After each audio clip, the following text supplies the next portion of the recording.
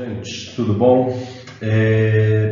A gente vai começar a falar de um assunto que é muito importante, cai com uma frequência enorme, né? Quem já fez vestibular alguma vez sabe como figuras de linguagem é um assunto frequente em vestibular.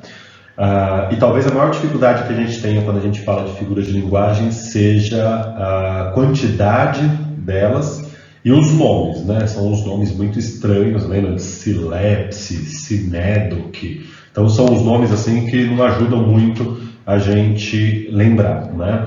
Então, para poder falar sobre esse assunto, a gente provavelmente vai dividir isso daqui em 3 aulas, em 3 semanas, tá? Como eu disse para vocês, eu vou antecipar algumas, né, que na nossa programação seriam tratadas só lá na frente, mas eu vou antecipar para que a gente tenha a visão geral do assunto e consiga entender essa divisão que eu vou fazer aqui, tá? Então, já que é um número muito grande de figuras de linguagem, é interessante a gente separar por grupos, separar por semelhanças que elas têm, tá? Então, nessa primeira aula, eu queria chamar a atenção de vocês para figuras de linguagem ligadas a aspectos fonéticos e sintáticos, tá?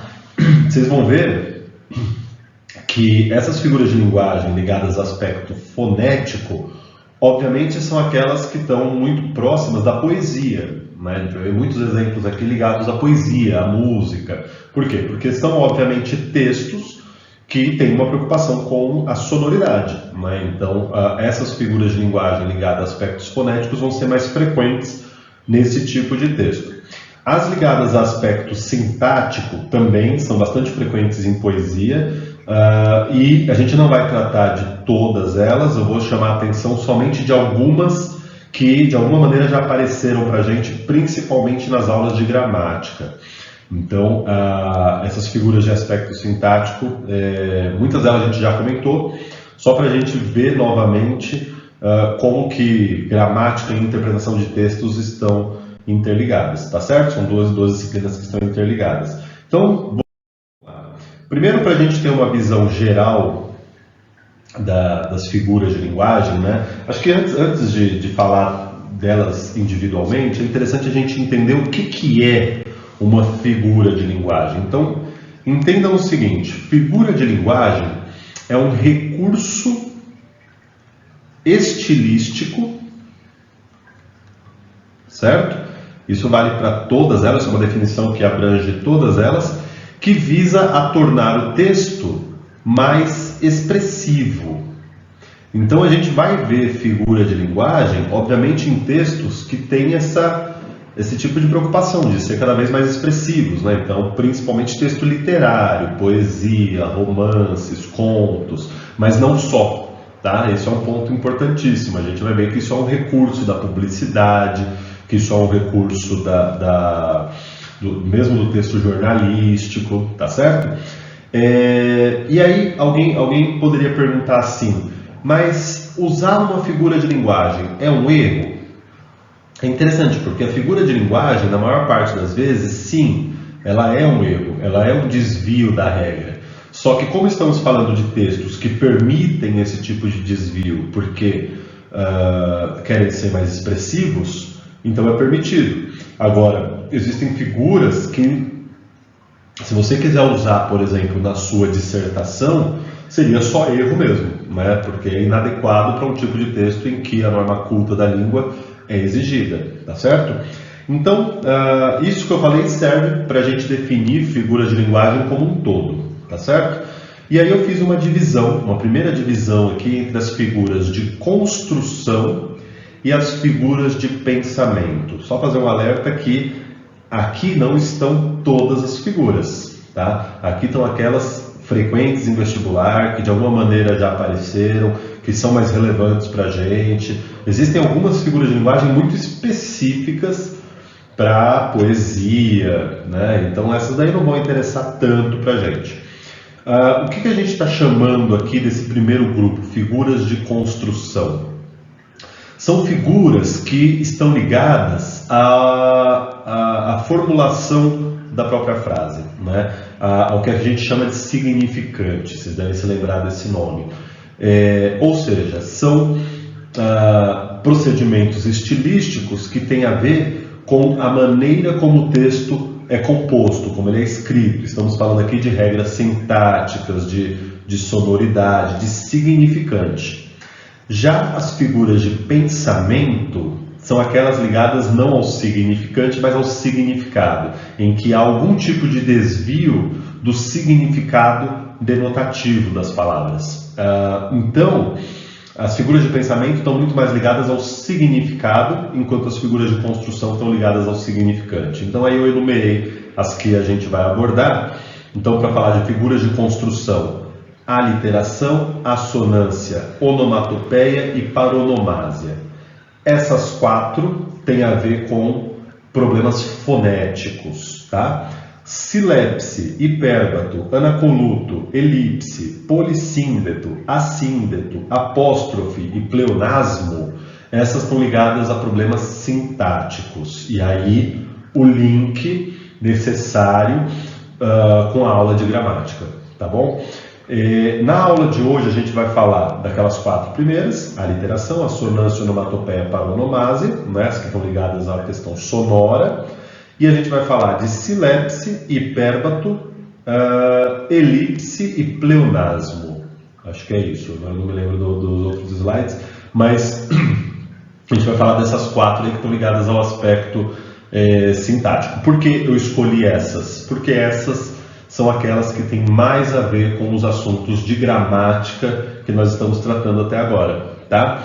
As demais, anacoluto, polissíndeto, assíndeto, a gente fala nas próximas aulas, tá? Porque senão o vídeo ia ficar muito extenso e a gente não ia conseguir tratar delas adequadamente. As figuras de pensamento que vão ser importantes para a gente aí nas próximas aulas são as mais conhecidas, são aquelas que aparecem com mais frequência em questões de vestibular, justamente porque dão margem a questões de interpretação, né? Então, metáfora, e aí eu costumo juntar, vocês vão entender aqui quando a gente for ter essa aula, eu costumo mostrar como que a gente pode juntar essas figuras, mostrando a semelhança que existe na maneira como elas operam, né?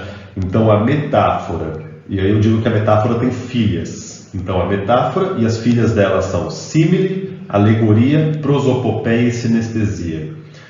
Depois a gente vai ver o que querem dizer essas 5 e por que existe uma ideia de semelhança entre elas. Depois, antítese e paradoxo. E aí a gente pode incluir também a ironia. São 3 figuras de linguagem que têm uma semelhança: antítese, paradoxo e ironia. Depois, hipérbole, eufemismo e gradação. Também tem uma semelhança entre elas, a gente vai ver que é um grupo de figuras de linguagem. E metonímia e sinédo, que é o último grupo. Mas deixa isso para a gente detalhar na próxima aula, tá? Bom, então como eu disse para vocês, a gente vai começar falando das figuras de construção, que são aquelas, primeiro, né, entre aquele grupo todo de figuras de construção, as 4 que têm a ver com problemas fonéticos. E aí a gente tem a aliteração, a assonância, a onomatopeia e a paronomásia, tá? Vamos primeiro definir o que é cada uma delas e depois a gente vai ver exemplos aí com exercícios e tal, de como que esse assunto cai para a gente, tá? Então, o que é a aliteração?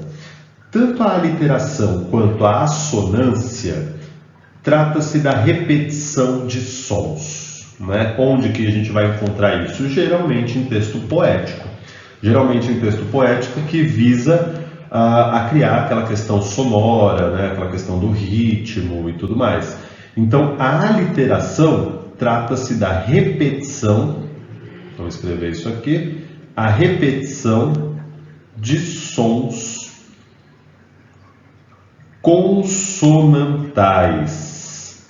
Então, a repetição específica de consoantes, tá certo?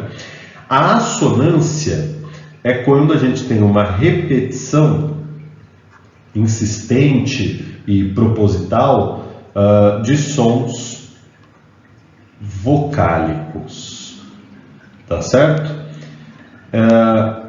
e elas podem ter uma relação muito forte com a onomatopeia. E como que a gente pode definir a onomatopeia? É a tentativa de reproduzir na linguagem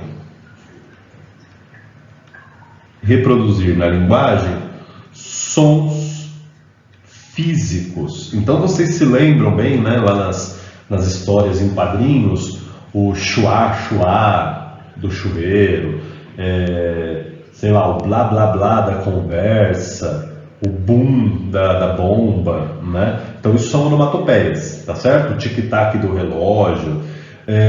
Por que a literação e a assonância às vezes têm semelhança com a onomatopeia? A gente vai ver um exercício muito bom da FUVEST que fala sobre isso, tá? E a paronomásia, aqui a gente deve se lembrar do conceito de palavras parônimas. A gente vai ver um exercício desse daqui também. O que são palavras parônimas? São palavras que têm estrutura parecida, mas significados diferentes. Para a gente ter um exemplo bem bacana de paronomásia, lembrem-se, por exemplo, daquilo que a gente chama de poesia concretista, ou poesia concreta. O que era a poesia concreta? Lembra daquele Lixo e Luxo, né? Aquele poema que ele ia repetindo. A gente está falando aí de uma tendência da poesia brasileira da década de 60. Ele repetia ali a palavra luxo diversas vezes, de modo a formar bem grande a palavra lixo, né? Ali existe a exploração de palavras parônimas, né? São palavras que têm estrutura parecida, né? Lixo e luxo, com significados diferentes. E houve ali uma exploração dessa semelhança estrutural dessas palavras para aproximar os sentidos que elas têm, né? Então a ideia é que luxo em excesso é lixo, tá certo? Bom, então vamos ver como que isso vai aparecer para a gente aí em exercícios. Bom, o primeiro exercício que eu trouxe é justamente da Unicamp do ano passado, tá? E ela trouxe aqui um poema de um livro de leitura obrigatória da Ana Cristina César, né, que é um livro de poesia. E a questão usa a palavra, o nome da figura de linguagem muito abertamente, né? Então, antes da gente ler o poema, vamos ver o que ele vai pedir. No poema Este Livro, que é o poema que está dado aí, usa-se um recurso poético chamado aliteração, certo? Explique o que é a aliteração e identifique o exemplo de aliteração presente nesse texto poético. Bom, essa questão tem claramente duas partes, né? Então ela pediu para a gente explicar o que é a aliteração do ponto de vista mais genérico, né? O que a gente vai responder nessa primeira parte? Essa primeira parte, a gente tem que se lembrar dessa figura de linguagem, que não é, inclusive, tão estranho que a gente tenha que se lembrar. Essa questão não está exigindo uma coisa muito esquisita, não é?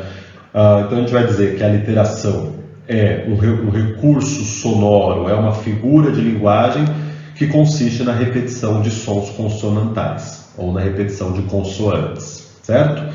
E ela pede para a gente encontrar esse recurso no poema. Então vamos ler o poema.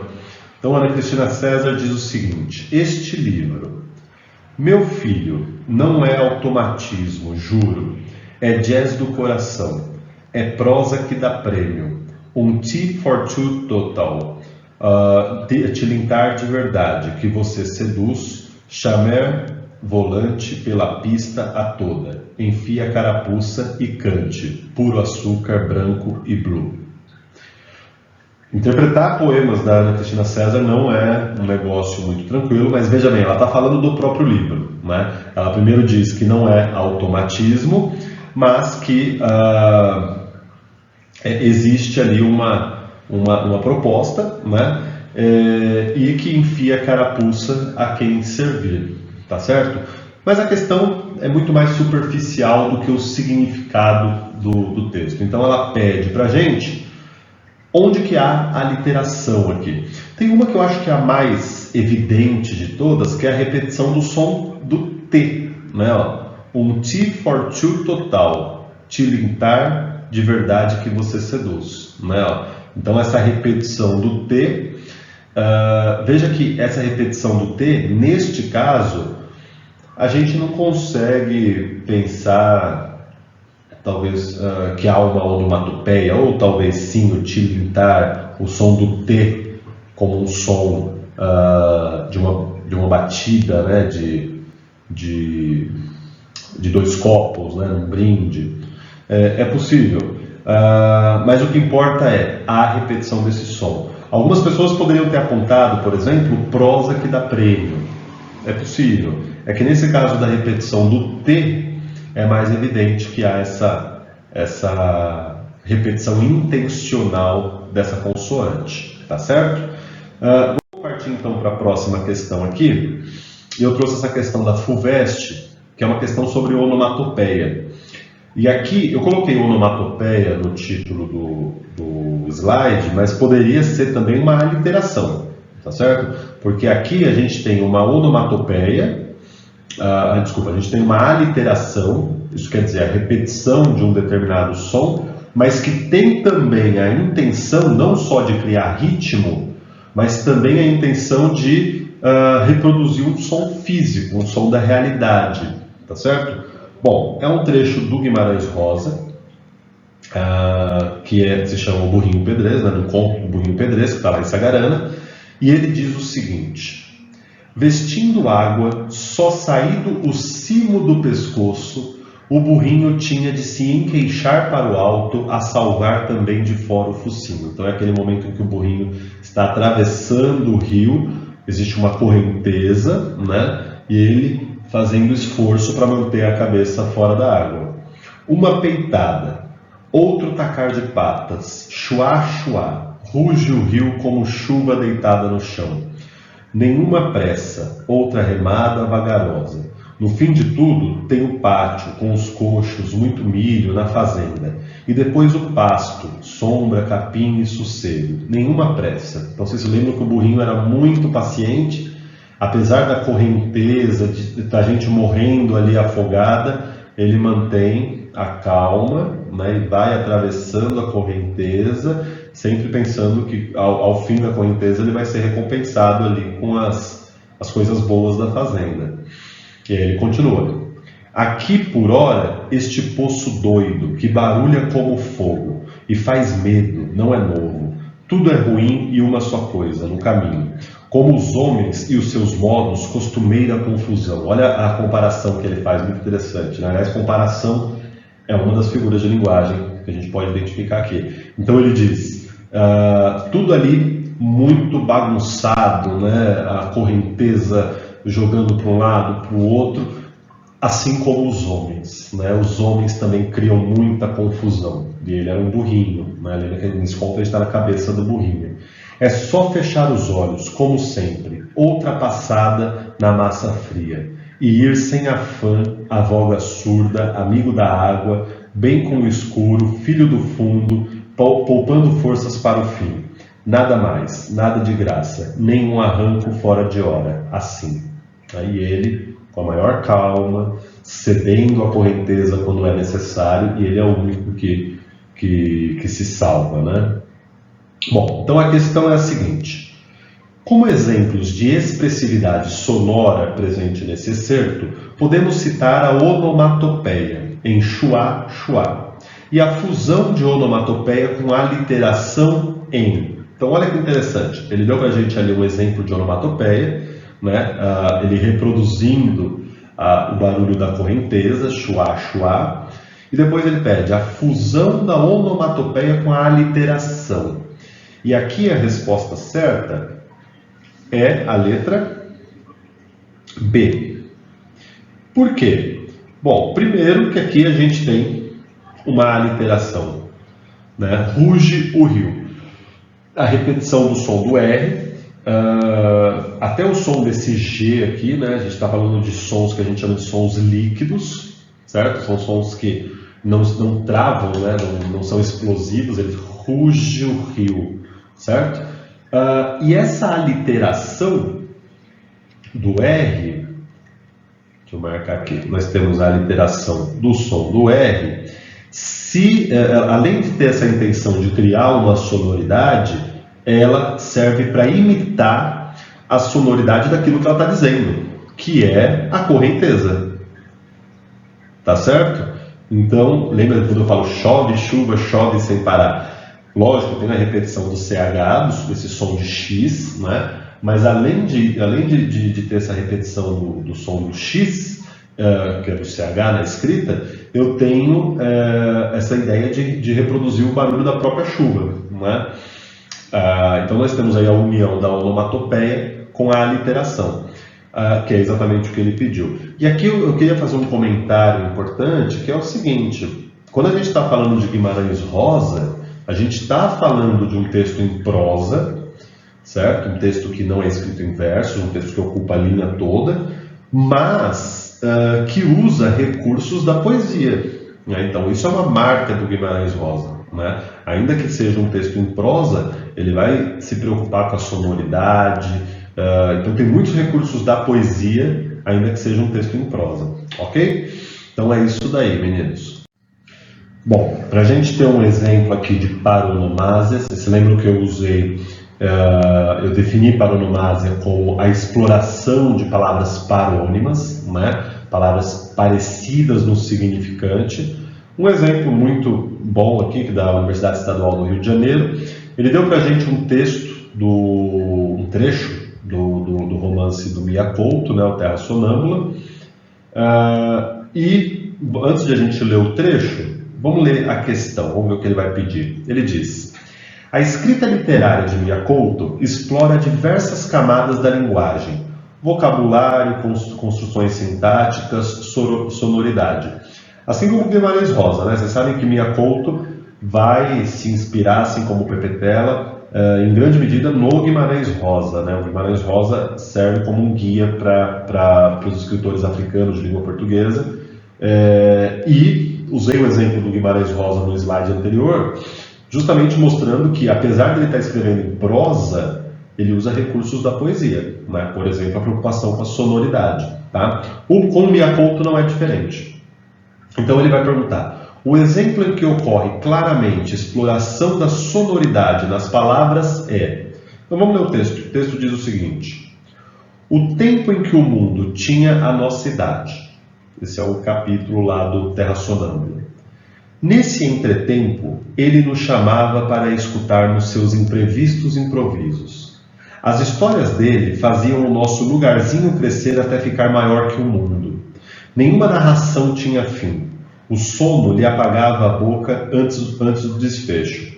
Éramos nós que recolhíamos seu corpo dorminhoso. Não lhe deitávamos dentro de casa. Ele sempre recusara a cama feita. Seu conceito era que a morte nos apanha dormindo, nos apanha deitados sobre a moleza de uma esteira. Leito dele era o puro chão, lugar onde a chuva também gosta de deitar. Nós simplesmente lhe encostávamos na parede da casa. Ali ficava até de manhã. Lhe encontrávamos coberto de formigas. Parece que os insetos gostavam do suor adocicado do velho taíno. Ele nem sentia o corrupio do formigueiro em sua pele. Xissas, transpiro mais que palmeira. Bom, e aí, na verdade o trecho era maior do que esse, mas não é necessário. E aí ele pergunta onde que há claramente uma exploração da sonoridade. Então vamos ler juntos. Nesse entretempo, ele nos chamava para escutarmos seus imprevistos improvisos. Não lhe deitávamos dentro de casa. Ele sempre recusara a cama feita. Ele nem sentia o corrupio do formigueiro em sua pele. Nós lhe sacudíamos os infatigáveis bichos. Bom, o recurso de sonoridade mais evidente aqui, pode ser que a gente encontre outros, mas essa é uma questão que pede aquele que ocorre mais claramente, é justamente aqui o imprevistos improvisos, né? Então são duas palavras parônimas. Quando eu falo parônimas, quer dizer que elas são semelhantes no que diz respeito à sonoridade, à escrita, à estrutura, ainda que os significados não sejam parecidos, né? Então ele obviamente usa essas duas palavras intencionalmente lado a lado para brincar aí com a sonoridade delas, tá certo? Bom, então aí a gente tem exemplos dessas figuras que estão ligadas à questão da sonoridade, certo? E eu queria falar agora a respeito de algumas figuras que estão ligadas à questão da sintaxe. Nesses casos, vai ser muito necessário que a gente relembre alguns conceitos de gramática que nós falamos até agora, tá certo? Então a gente falou aí sobre concordância, sobre sujeito, sobre objeto, sobre ordem direta, tá? Esses conceitos vão ser necessários até para falar de anacoluto. Anacoluto eu vou ver se eu consigo já abordar um pouquinho nessa aula também, tá bom? Então, vamos lá pensar o que é cada uma dessas daqui. Primeiro, o que existe em comum entre elas? Elas não são figuras que exploram a questão da sonoridade, certo? Para isso a gente tem aquelas 4 que a gente acabou de falar. E elas também não estão preocupadas com o significado, tá certo? Essas vão ser as figuras de pensamento, metáfora, personificação, paradoxo e tudo mais, tá? Elas estão ligadas na questão da estrutura das palavras, da estrutura das frases, a combinação entre as palavras, beleza? Bom, como que a gente pode... Opa, deixa eu só... não dá para voltar mais. Como que a gente pode definir, então, a primeira que eu já coloquei aqui, que é a elipse? Bom, elipse, vocês devem se lembrar, em gramática, elipse significa o apagamento, a ocultação de uma palavra, a omissão de uma palavra, tá certo? Então é a omissão de um termo, de uma palavra, tá? Eu queria que vocês se lembrassem de um caso especial de elipse, que é o tal do sujeito elíptico, né? Conhecido também como sujeito oculto. Então, aquele caso do sujeito oculto é sim um caso de elipse, né? Como que a gente pode definir elipse? É o apagamento de uma palavra, é a ocultação de uma palavra que pode ser entendida pelo contexto. Quando que a gente usa o sujeito oculto? Justamente quando o contexto permite que a gente entenda quem é o sujeito sem ele estar expresso naquela frase, porque de alguma maneira ele está posto no contexto, seja numa frase anterior, seja no contexto real da comunicação, né? O lugar em que eu estou, as pessoas sabem com quem eu estou falando, tá certo? Então, essa daqui é uma questão da Unifesp do ano passado. Esse é um assunto que cai muito em vestibular. Aliás, eu queria só fazer um alerta importante aqui. Existe um tipo especial de elipse que é o zeugma, certo? Eu vou explicar, vou colocar esse nome aqui já. O zeugma, né? Os nomes são péssimos, né? O que é o zeugma? É a elipse específica do verbo, tá? Muito comum, a gente usa bastante zeugma. A gente fala assim, eu gosto de pedalar, o meu pai de nadar, né? Então, eu gosto de pedalar, o meu pai gosta de nadar. Então, justamente porque o verbo gostar está na primeira parte da frase, eu posso omitir na segunda. Isso é um caso específico de elipse que a gente chama de zeugma, tá bom? Mas vamos dar uma olhadinha no texto aqui. O texto diz o seguinte: havia um homem que odiava Van Gogh. Pintor desconhecido, pobre, atribuía todas suas frustrações ao artista holandês. Enquanto existirem no mundo aqueles horríveis girassóis, aquelas estrelas tumultuadas, aqueles ciprestes deformados, dizia, não poderei jamais dar vazão ao meu instinto criador. Decidiu mover uma guerra implacável, sem quartel, às telas de Van Gogh, onde quer que estivessem. Começaria pelas mais próximas, as do Museu de Arte Moderna. Seu plano era de simplicidade diabólica. Não faria como outros destruidores de tela que entram num museu armados de facas e atiram-se às obras, tentando destruí-las. Tais insanos não apenas não conseguem seu intento, como acabam na cadeia. Não, usariam um método científico, recorrendo a aliados absolutamente insuspeitados, os cupins. Deu-lhe muito trabalho aquilo. Em primeiro lugar, era necessário treinar os cupins para que atacassem as telas de Van Gogh. Para isso, recorreu a uma técnica pavloviana. Não vamos citar Pavlov já. Reproduções das telas de artistas em tamanho natural eram recobertas com uma solução açucarada. Dessa forma, os insetos aprenderam a diferenciar tais obras de outras. Mediante cruzamento sucessivo, obteve um tipo de cupim que só queria comer Van Gogh. Para ele era repulsivo, mas para os insetos era agradável, e isso era o que importava. Conseguiu introduzir os cupins no museu e ficou à espera do que aconteceria. Sua decepção, contudo, foi enorme. Em vez de atacar as obras de arte, os cupins preferiram as vigas de sustentação do prédio, feitas de madeira absolutamente vulgar, e por isso foram detectados. O homem ficou furioso. Nem nos cupins se pode confiar. Foi a sua desconsolada conclusão. É verdade que alguns insetos foram encontrados próximos às telas de Van Gogh, mas isso não lhe serviu de consolo. Suspeitava que os sádicos cupins estivessem querendo apenas debochar dele. Cupins e Van Gogh, era tudo a mesma coisa. Certo? Bom, quando ele fala técnica pavloviana, Ivan Pavlov era um pensador russo que vai falar sobre técnicas de adestramento, de educação, né? Então, essa questão do adestramento, nesse caso aqui dos cupins, tá certo? Bom, então a questão da Unifesp era a seguinte: observa-se a elipse de um substantivo no trecho. É importantíssimo, porque ela pediu aqui pra gente a omissão de um substantivo, certo?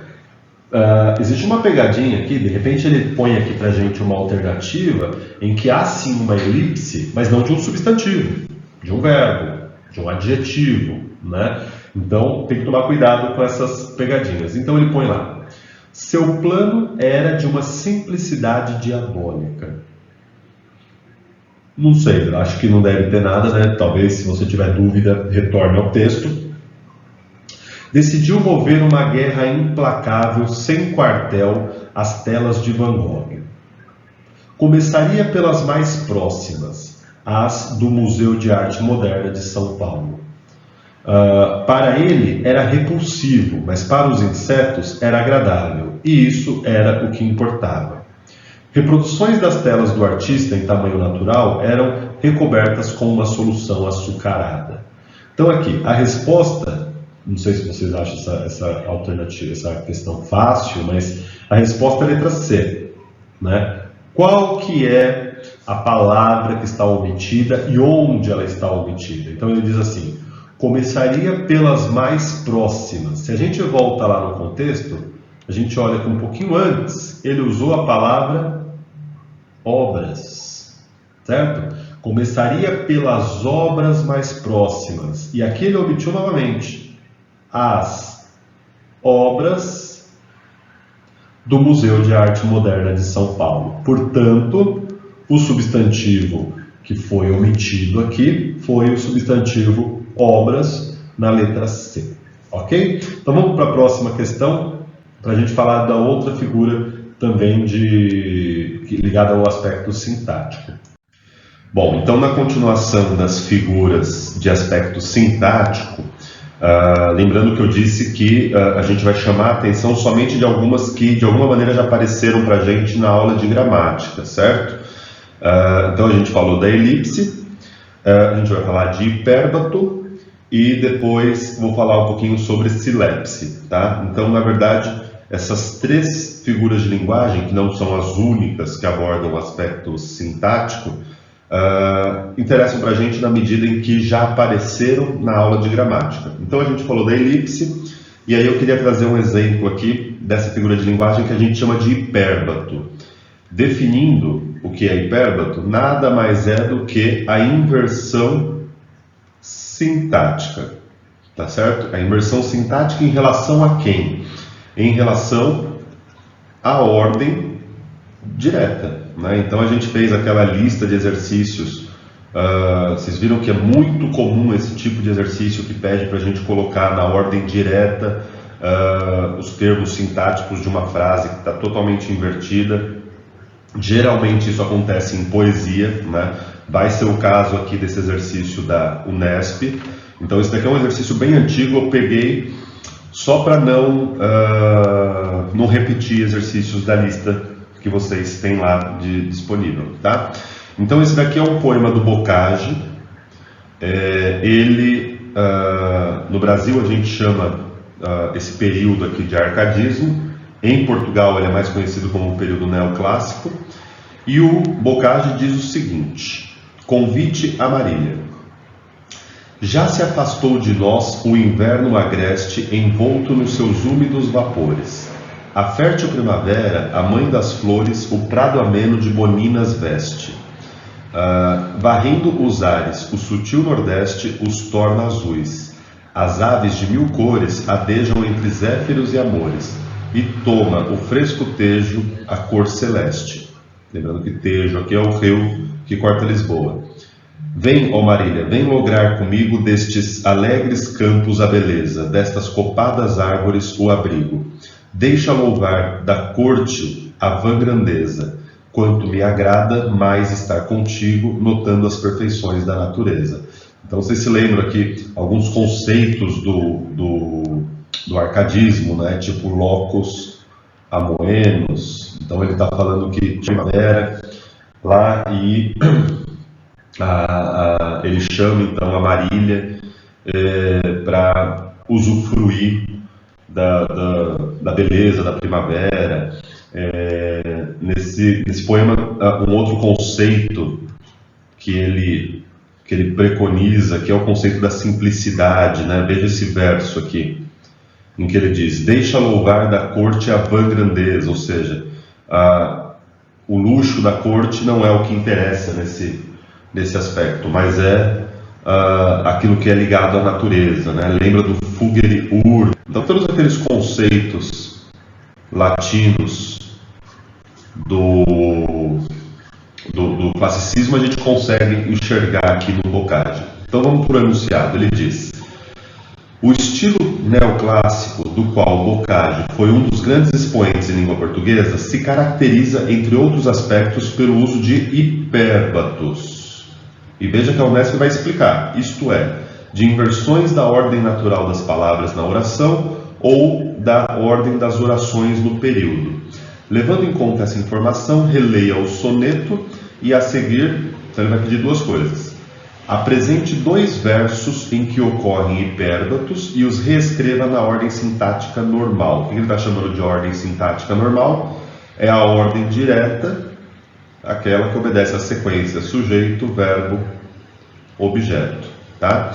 E na letra B ele vai pedir: identifique a função sintática exercida pelos termos cujos núcleos são, respectivamente, os substantivos beleza e abrigo.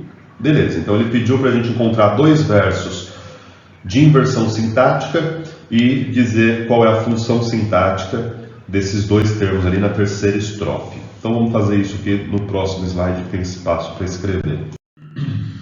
Bom, então na letra A ele pediu para a gente encontrar 2 versos em que ocorra o hipérbato, certo? Em que ocorra essa inversão sintática em relação à ordem direta. Eu queria que vocês notassem que aqui na primeira estrofe, que é um quarteto, né, tem 4 versos, ele é composta por 2 frases. A primeira frase é: já se afastou de nós o inverno agreste envolto nos seus úmidos vapores. E a outra frase é: a fértil primavera, a mãe das flores, o prado ameno de boninas veste. Qualquer um desses grupos aqui, dessa dupla de versos, poderia servir de resposta. Por quê? Então eu vou dar essas 2 possibilidades de resposta aqui para a gente. Então, aqui no primeiro caso, ele fala: já se afastou de nós o inverno agreste envolto nos seus úmidos vapores. Então, primeiro passo, encontrar o verbo. Vou fazer essa análise de vermelho. Então, primeiro passo, encontrar o verbo que está aqui, afastou. Então, depois eu procuro pelo sujeito, quem se afastou, e aí a resposta é o inverno agreste. Perceba que é exatamente aquilo que nós fizemos naquela lista de exercícios, né? O inverno agreste envolto, ou melhor, vou colocar assim, ó, já se afastou. Esse é o verbo. já se afastou de nós. Basicamente ele está dizendo que o inverno acabou, envolto em seus últimos vapores. Agora compare essa versão com a versão do texto original. Em seus úmidos, só terminar de escrever aqui, úmidos vapores. Percebam que agora a gente está obedecendo a ordem direta, né? Então o inverno agreste é o sujeito, se afastou é o verbo e o restante aqui é complemento, beleza? Se você não enxergou isso nesse primeiro parzinho de versos, você pode tentar ver isso no segundo. Então tem mais de uma resposta aqui, né? Ele diz: a fértil primavera, a mãe das flores, o prado ameno de boninas veste. Boninas é margarida, né? Então o primeiro passo aqui é encontrar o verbo. Então o verbo está aqui, veste. Então vou perguntar: quem veste? Então vamos escrever isso aqui, letra A ainda. Quem veste? Então vai ser a fértil primavera, isso é o sujeito. Percebam o paralelismo que ele cria, né? Os dois primeiros versos falam sobre o inverno, os dois versos seguintes falam sobre a primavera. A fértil primavera, a mãe das flores, isso daqui é um aposto, né? A mãe das flores.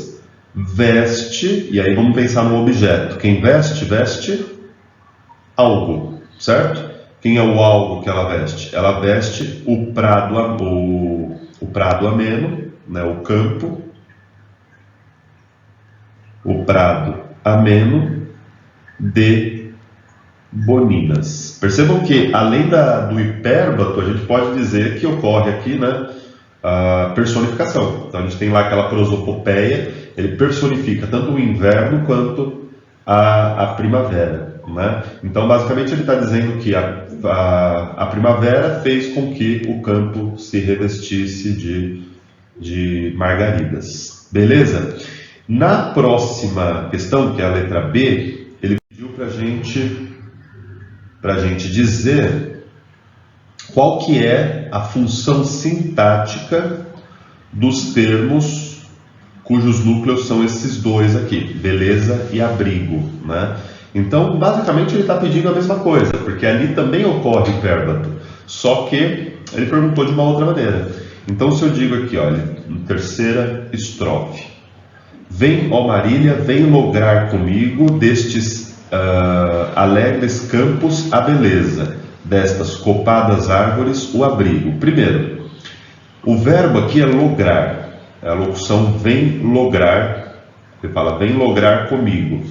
Lograr, nesse caso, significa usufruir. Daí talvez uma primeira dificuldade de leitura do poema, que é uma dificuldade de vocabulário, né? Então, isso daqui é um imperativo, certo? Vocês se lembram que o imperativo usa sujeito elíptico. Então, quem vem lograr algo, vem usufruir algo. Qual que é o algo que ele pede então para Marília ir usufruir? Colocando na ordem direta, o objeto direto. A beleza, fala, vem usufruir comigo a beleza destes alegres campos. Certo? E ele continua, vem usufruir comigo o abrigo destas copadas árvores. Então, em ambos os casos, tanto beleza quanto abrigo são, resposta do exercício, são núcleos do objeto direto do verbo lograr, tá certo? Basicamente, tanto a letra A quanto a letra B está exigindo da gente que a gente conheça aí o conceito do hipérbato, beleza? Então, para a gente terminar, vamos dar uma olhadinha no exercício que fala sobre silepse. Bom, gente, para terminar essa primeira sequência aí de figuras de linguagem, né, eu queria comentar então o caso da silepse. Silepse apareceu para a gente quando a gente estava falando sobre sujeito, e aí eu comentei com vocês que o sujeito e o verbo sempre concordam, não é isso? Sempre concordam entre si. Vou colocar aqui, ó, sempre deve haver concordância entre sujeito e verbo, e essa concordância se dá em vários aspectos. Se dá, por exemplo, na questão da pessoa, certo? Então, se o sujeito está em primeira pessoa, o verbo tem que estar em primeira pessoa. Se dá na questão do número, então de plural e singular. Se o sujeito está no plural, o verbo tem que estar no plural. Se o sujeito está no singular, o verbo tem que estar no singular. E, em alguns casos, se dá também no aspecto do gênero, tá certo? Então, se eu coloco a casa foi demolida, o prédio foi demolido. Beleza? Bom, o que acontece aqui é o seguinte: a silepse é uma figura de linguagem que, na verdade, não deixa de ser um erro de concordância, só que não é um erro qualquer. É quando, e o enunciado, assim como aconteceu no caso da hipérbole, o enunciado vai explicar para a gente qual que é o contexto da silepse, né? E vai pedir simplesmente que a gente identifique a silepse nas frases do texto. Então a silepse é o que os manuais de gramática e tal chamam de concordância ideológica. O que é isso? É uma concordância de esquerda? Não é nada disso. É uma concordância que se dá com a ideia do termo, não com o termo sintático. Então, vamos pegar um exemplo bem simples. Um dos exemplos que nós usamos quando falamos de sujeito na aula de gramática era uma frase que dizia assim: a maioria dos alunos fez a tarefa. Certo? Lembram desse exemplo? Qual que é o problema? O problema é, o sujeito é a maioria dos alunos, o verbo é fez. Por que o verbo fez está no singular? Porque o núcleo do sujeito é maioria, que é uma palavra singular. Beleza. Só que a ideia dessa expressão, a maioria dos alunos, é uma ideia de plural. Então, se eu dissesse a maioria dos alunos fizeram a tarefa, teria um erro de concordância. Sim, né? Inclusive, se eu estou usando lá um texto que exija a norma gramatical, isso é um erro. A maioria dos alunos fizeram, está errado. Porém, eu posso justificar em textos que assim permitam, dizer que houve uma silepse, né? Dizer que a expressão a maioria dos alunos expressa uma ideia de plural. Tranquilo? Então vamos dar uma lidinha aqui no texto bem rapidinho, no texto do Mário Quintana, né? Uma questão da FUVEST essa. O texto diz o seguinte: desde pequeno tive tendência para personificar as coisas. Tia Tula, que achava que mormaço fazia mal, sempre gritava: vem pra dentro, menino, olha o mormaço. Mas eu ouvia o mormaço com M maiúsculo, mormaço. Para mim era um velho que pegava crianças. Ia para dentro logo, e ainda hoje, quando leio que alguém se viu perseguido pelo clamor público, vejo com estes olhos o senhor clamor público, magro, arquejante de preto, brandindo um guarda-chuva, com um gogó protuberante que se abaixa e levanta no excitamento da perseguição. E já estava devidamente grandezinho, pois devia contar uns 30 anos, quando me fui com um grupo de colegas a ver o lançamento da pedra fundamental da ponte Uruguaiana Libres, ocasião de grandes solenidades com os presidentes Justo e Getúlio. E gente muita, tanto assim, que fomos alojados, os do meu grupo, num casarão que creio fosse a prefeitura, com os demais jornalistas do Brasil e Argentina. Era uma ponte entre o Brasil e a Argentina. Ele está dizendo que ele era jornalista, né, o Mário Quintana, nessa época, e foi lá presenciar a inauguração da ponte. Creio que fosse a prefeitura. Tal. Era como um alojamento de quartel, com breve espaço entre as camas e todas as portas e janelas abertas, tudo com os alegres, incômodos e duvidosos encantos de uma coletividade democrática. Pois lá pelas tantas da noite, como eu pressentisse em meu entredormir um vulto junto à minha cama, sentei-me estremunhado e olhei atônito para um tipo de chiru, ali parado, de bigodes caídos, é uma figura do sul, né?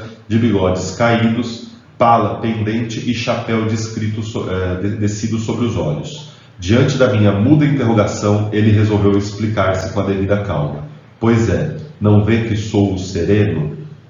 Certo? Sereno também, né? Cuidado com o sereno.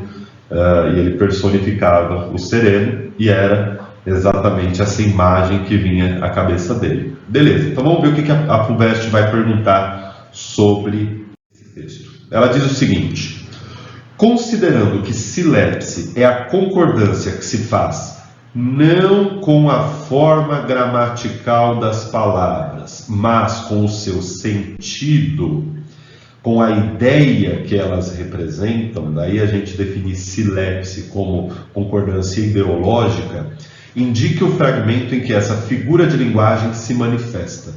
Então ele colocou lá: olha o mormaço, pois devia contar uns 30 anos, fomos alojados os do meu grupo, com os demais jornalistas do Brasil, pala pendente e chapéu descido sobre os olhos. Pala é a aba, né? Bom, aqui eu vou dar a resposta. A resposta é letra C. Por quê?